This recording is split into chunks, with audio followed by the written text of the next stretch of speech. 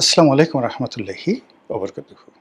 সম্মানিত দর্শক, ২০২৬ সালের ডিসেম্বর মাসে শেখ হাসিনা বাংলাদেশে ফিরবেন এরকম খবর এখন চারিদিকে মৌ মৌ করছে। আপনারা তো বুঝেন মৌ মৌ শব্দের অর্থটি কী। যখন কোনো একটি আকর্ষণীয় গন্ধ, কোনো একটি আকর্ষণীয় বর্ণ বা কোনো একটি যাকে বলা হয় উৎসবের আমেজ অথবা ভীতিকর কোনো একটি বিষয় চারিদিকের সবকিছু প্রকৃতি এবং পরিবেশকে রীতিমতো উত্তেজিত রাখে, তখন বাংলা ভাষায় সেটিকে বলা হয় মৌ মৌ করছে। এটার ইতিবাচক দিকও আছে, নেতিবাচক দিক আছে। খুশিতে মৌ মৌ করছেন, থরথর করে কাঁপছেন ভয়ে, আতঙ্কে, এরকম। তো শেখ হাসিনার বাংলাদেশে আসার যে খবর, এই খবরে চারিদিকে একটা অস্থিরতা, আনন্দ, উৎসব, বেদনা, হতাশা, প্রতিশোধী স্পৃহা, নানা রকম একটা বিরাট মার্কেটিং এবং ব্র্যান্ডিং শুরু হয়ে গেছে। আর তারই প্রেক্ষিতে নানা রকম কথাবার্তা হচ্ছে, গল্প হচ্ছে, উপন্যাস হচ্ছে, কবিতা হচ্ছে, ইলিউশন হচ্ছে। উনি কবে আসবেন, কোন পথ দিয়ে আসবেন, কয় তারিখে আসবেন, তারপর কত লোক উপস্থিত থাকবে, প্রতিপক্ষ কী করবে, আবার উনি আসলে ওনার প্রতিপক্ষ যারা আছেন তারা কীভাবে তার প্রতি অ্যাকশনে যাবেন, রিঅ্যাকশনে যাবেন। যারা প্রতিপক্ষ তারা প্রথমত নানা রকম কথাবার্তা বলছেন যে, আরে শেখ হাসিনা একটা ভীতুর ডিম, এমনি এমনি সারা জীবন মানুষকে ভয় দেখিয়েছে, নিজে এমনি ভয়ে পালিয়ে গেছে, সে আবার বড় বড় কথা বলে। সাবেক যে অন্তর্বর্তীকালীন সরকার, সেটার যে তথ্য উপদেষ্টা জনাব শফিকুল আলম, তিনি এই কথা বলেছেন। এভাবে অনেকে অনেক রকম কথা বলছেন এবং সেই সকল কথাবার্তার মধ্যে একটি উল্লেখযোগ্য কথা বলেছেন টেলিভিশন টক শো এর একজন অত্যন্ত জনপ্রিয় মুখ, সাংবাদিক এম এ আজিজ।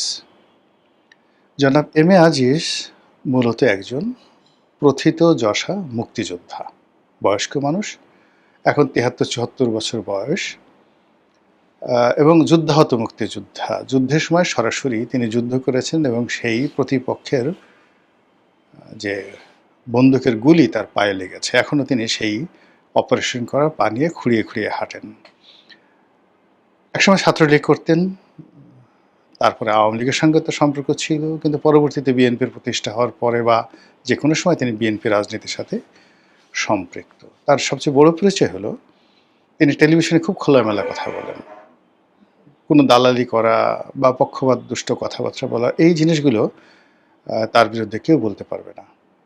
যেমন ধরুন, আমি আওয়ামী লীগ করতাম বা ফজলুর রহমান সাহেব একসময় আওয়ামী লীগ করতেন, আমাদের কিছু কিছু কথার মধ্যে আপনি আওয়ামী লীগের একটা টান পাবেন, মমত্ব পাবেন, কিছুটা পক্ষপাত দুষ্টতাও পাবেন। এটা বাস্তবতা। কিন্তু আজিজ ভাই একমাত্র ব্যক্তি, আরেকজন আছেন মাসুদ কামাল, সাংবাদিক মাসুদ কামাল, মোরাললেস যেটা সাদা মনে হয় একদম বিনা স্বার্থে সাদা বলেন, কোনো আবেগ থাকে না, কিচ্ছু থাকে না। আর যেটা কালো মনে হয় সেটাও তিনি কোনো রকম আবেগ ছাড়াই সেটা বললে ফেলেন। এই দুজন মানুষকে আমি সাম্প্রতিক সময়ে দেখেছি যারা আমার চাইতেও নিরপেক্ষ। তো সেদিক থেকে সাংবাদিক আজিজ তিনি যে কথাটি বলছেন, যে একটা ব্যাপার আমার মাথায় ঢোকে না, এই যে শেখ হাসিনা যে বাংলাদেশে আসতে চাচ্ছেন বা তিনি যাওয়ার পর থেকে যত রকম কথাবার্তা বলছেন, এসবই আমরা অডিও মানে তার কণ্ঠস্বর শুনতে পাচ্ছি, এবং এখনকার যে প্রযুক্তি, সেই প্রযুক্তিতে শতভাগ একদম 100% কারো যাকে বলা হয় কণ্ঠস্বরকে একেবারে রোবোটিক যে তার যে স্বর, সেটাকে বাদ দিয়ে হুবহু স্বরে উপস্থাপন করা সম্ভব। ১৯-২০ হবে না, ৯৯.৯৯% হবে না, একদম 100% কণ্ঠস্বর একেবারে এআইয়ের মাধ্যমে তৈরি করে বলা সম্ভব। এগুলো এক। এবং আলটিমেটলি 90% অ্যাকুরেসি চলে এসেছে সেই ফিজিক্যাল যাকে বলা হয় অ্যাপিয়ারেন্সে। অর্থাৎ আমার যে কোনো একটা ভিডিওটিকে তারা কনভার্ট করে আমার পুরো অ্যাটিটিউড দিয়ে তারা ৩ ঘন্টার একটি সিনেমা তৈরি করে দিতে পারবে এআই। এই প্রযুক্তি চলে আসছে এখানে। ছবি দেখলে আপনি বুঝতে পারবেন 90% আপনি বুঝতে পারবেন যে এটা সত্য, আর 10% আপনার সন্দেহ হবে। কিন্তু যদি আ বলা হয় যে এটা গোলাম মোল্লা রনির কণ্ঠ, এক্ষেত্রে আপনাকে শতভাগ আপনি প্রতারিত হতে পারেন। তো ওটাই আজিজ সাহেব বলছিলেন যে আমরা যে শেখ হাসিনার ভাষণগুলো শুনছি, সেই ভাষণগুলো উনার কিনা এটা তো জানতে হবে।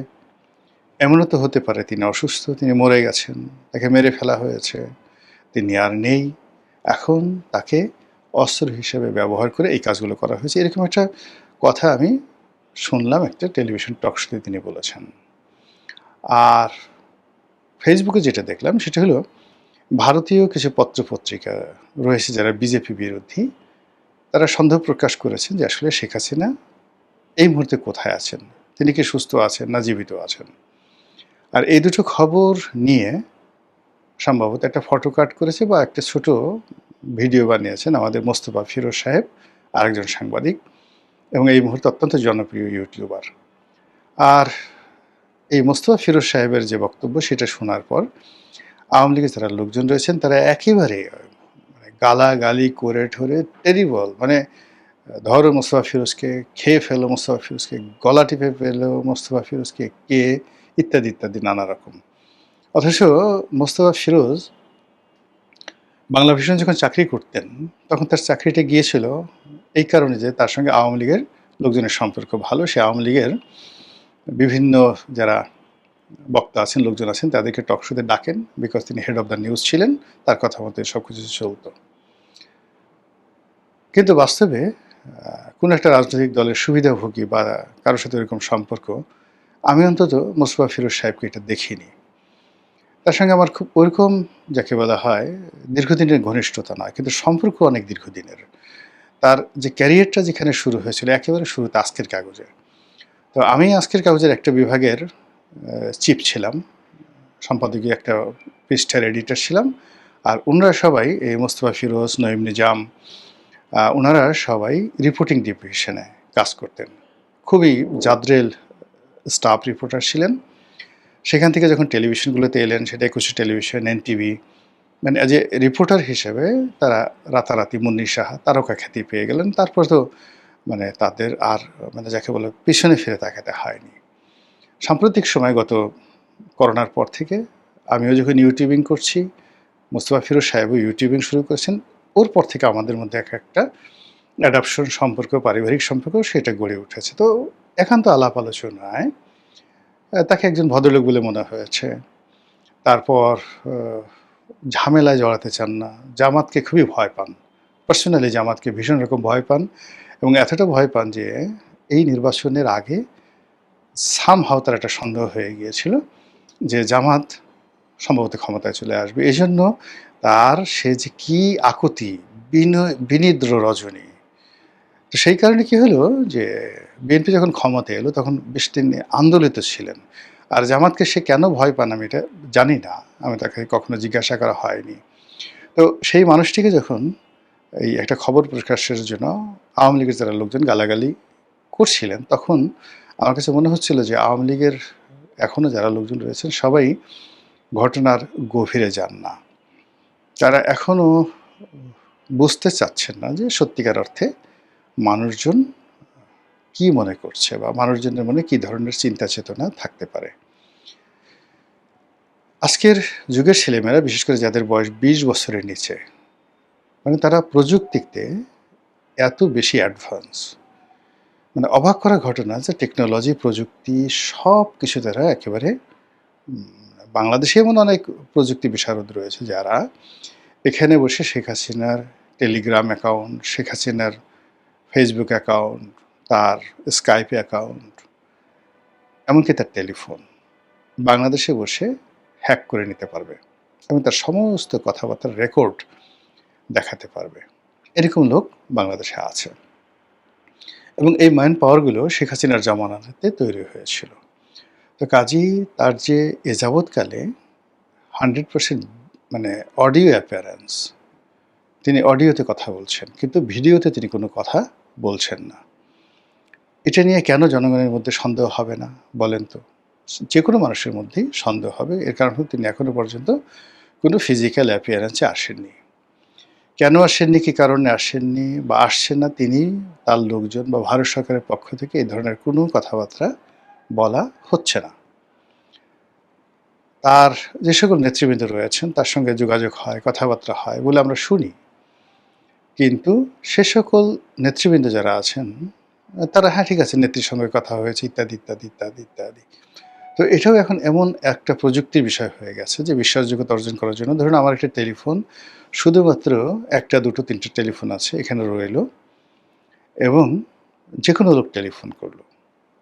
ওই টেলিফোনে তার সঙ্গে আমার যে এআই প্রযুক্তি, সেই প্রযুক্তি তার সঙ্গে প্রতিটি কথার যে উত্তর এবং একেবারে সঙ্গে, সঙ্গে উত্তর দেওয়ার মতো অবস্থা রয়েছে এসএমএস থেকে শুরু করে সব জায়গাতে। আপনি চিন্তা করুন প্রযুক্তি এমন একটা জায়গাতে চলে আসছে, এরা এখন নিজেরা বন্ধুত্ব করে ফেলেছে। অল রোবট, চীনের রোবট, ইসরায়েলের রোবট আর ভারতের রোবট ধরুন তারা বন্ধুত্ব করে ফেলেছে। এই ৩ রোবট মিলে তারা চিন্তা করছে যে কী করে চীনের সেন্ট্রাল রিজার্ভ থেকে টাকা চুরি করা যায়। প্রযুক্তি এখন এরকম ভয়ঙ্কর একটা জায়গাতে চলে আসছে। তো কাজেই সেই প্রযুক্তির যুগে শেখ হাসিনার যে ফিজিক্যাল অ্যাপিয়ারেন্স, সেই ফিজিক্যাল অ্যাপিয়ারেন্স আমরা যেহেতু গত ২ বছরে দেখিনি, কাজেই এটা নিয়ে গুজব হতে পারে, অতি স্বাভাবিক গুজব হতে পারে এবং সেই কারণে আমাদের সংবাদপত্র জগতের যারা কর্তা ব্যক্তি তারা এই কথা বলতে পারেন যে আসলে তিনি সুস্থ আছেন কিনা, জীবিত আছেন কিনা বা আসলে তিনি আসবেন কিনা, এটা তো পরের ব্যাপার। এই বিষয়গুলো নিয়ে আলাপ আলোচনা হতে পারে। তো ঘটনা যাই হোক না কেন, মূল ব্যাপারটা হলো যে তিনি যদি কৌশলগত কারণে নিজেকে না দেখান, তারও অনেক যুক্তি যেভাবে আছে। আবার ধরুন তার একেবারে তাকে নিয়ে যে সন্দেহ করা আছে, তার কোনো অস্তিত্বই নেই, তিনি অসুস্থ বা তিনি নেই বা তিনি দুনিয়া থেকে ইন্তেকাল করেছেন, ইন্না লিল্লাহি ওয়া ইন্না ইলাইহি রাজিউন। এবং সেক্ষেত্রে যে সকল কথাবার্তা হচ্ছে সেটা এক ধরনের বিজনেস হতে পারে, ভারতের একটা পলিসি হতে পারে, আওয়ামী লীগের টিকে থাকার একটা পলিসি হতে পারে, ইত্যাদি, ইত্যাদি নানা রকম কারণ হতে পারে। কিন্তু রাজনীতির মতো একটা ট্রান্সপারেন্ট বিষয়ে এই বিষয়গুলো সরাসরি না বললে অনেক সমস্যা তৈরি হয়ে যায়। তাছাড়া মানবজাতির ইতিহাসে এখন নয়, সে আদিকাল থেকেই জনপ্রিয় প্রভাবশালী যারা ব্যক্তিবর্গ রয়েছেন তারা হয়তো অনেক সময় মারা গেছেন, কেউ যুদ্ধক্ষেত্রে বা কোনো পরিবেশ পরিস্থিতিতে। এরপরে ক্ষেত্র বিশেষে ২ বছর, ৩ বছর, ৪ বছর, ৫ বছর পর্যন্ত সেই তথ্য গোপন রাখা হয়েছে। প্রাসাদের মধ্যে ছিলেন, কবর হয়ে গেছে কিন্তু বাইরের লোক জানতে পারেনি। এর মধ্যে নতুন ধরুন রানী গর্ভবতী, বাচ্চা হয়েছে, প্রসব হয়েছে, ৫ বছর তার বয়স হয়েছে। এরপর হঠাৎ করে একদিন ঘোষণা দিয়ে তারপর সেই নবজাতককে বা শিশুকে সিংহাসনে বসানো হয়েছে। এরকম অসংখ্য ঘটনা ঘটেছে। তো কাজেই এই যে শেখ হাসিনাকে নিয়ে আলোচনা হচ্ছে, এটার ইতিবাচক দিক আছে, নেতিবাচকও দিক আছে। আমি ইতিবাচকও বললাম না, নেতিবাচকও বললাম না, কিন্তু যে বিষয়গুলো নিয়ে তিনি এই কথা বলার পরে আলোচনা সমালোচনা হচ্ছে তারই একটা অংশ আপনাদের কাছে তুলে ধরলাম। মহান আল্লাহ আমাদের সবাইকে হেদায়েত দান করুন এবং হেফাজত করুন। আসসালামু আলাইকুম ওয়া রাহমাতুল্লাহি ওয়া বারাকাতুহু।